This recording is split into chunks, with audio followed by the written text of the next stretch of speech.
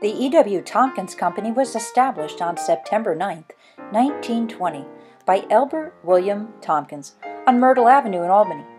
His first job was working on the heating, making repairs at the Third Methodist Church in Watervliet for $4,745. In 1936, he moved his very busy operation to 22 Market Street.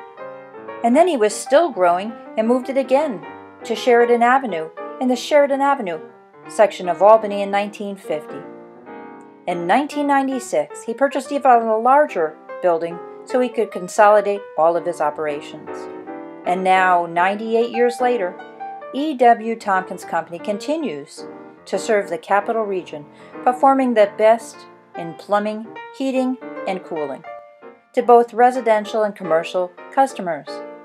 Quality work done right. E.W. Tompkins Company, 98 years old.